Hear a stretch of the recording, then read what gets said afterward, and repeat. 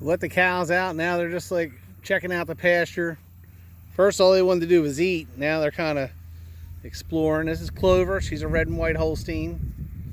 And we've got brown Swiss, and there's Allie.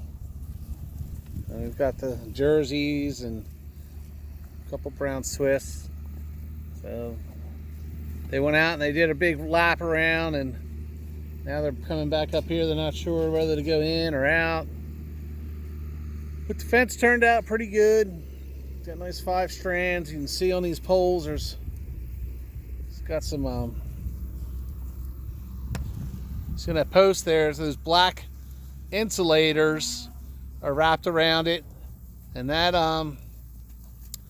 there's electric running through those lines because we have to insulate the wire so that it doesn't just ground out on the post.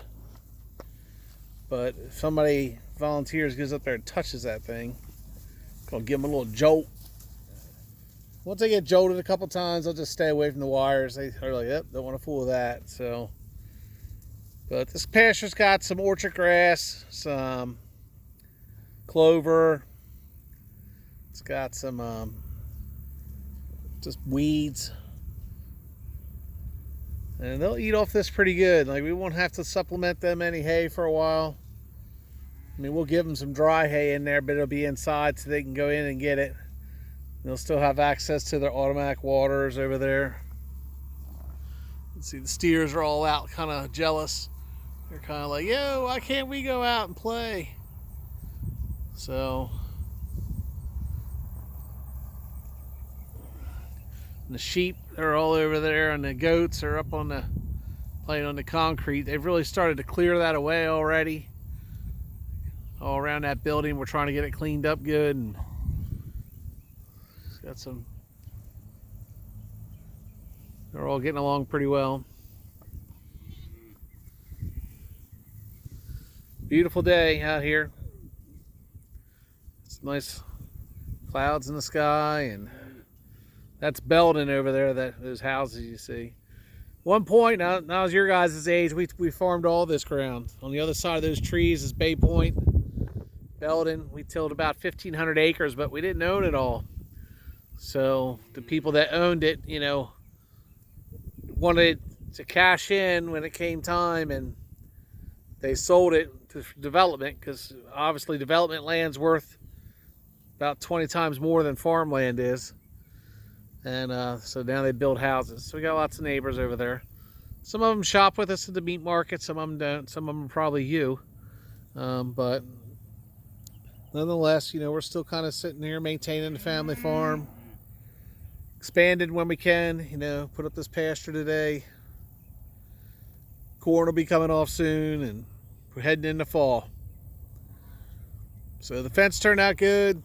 It's got 3 strands of electric on this one, 4 strands over where the sheep are. Our barn door needs a little bit of help. Anybody wants to come out and help me get that barn door back up?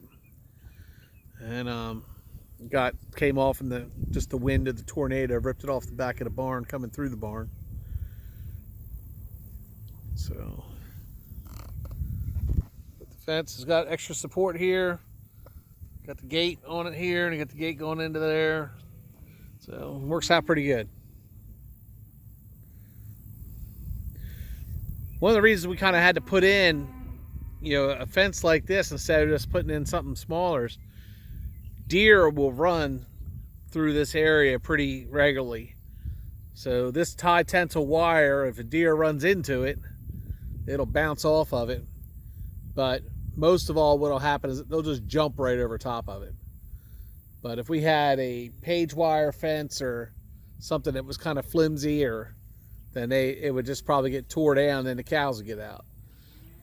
So if you're ever by the farm, you'll notice we do have pretty good fence around the entire place. And that mainly came because of deer damage we were getting on this. You used to be able to just put up like a single strand of wire with some like little T-post, and it would hold up pretty good. But when the deer started, you know, being more and more populated around here, then we had to go with a heavier system here and use some posts. And the front of the farm's got page wire, and then this is all just high tensile electrified wire. So All right.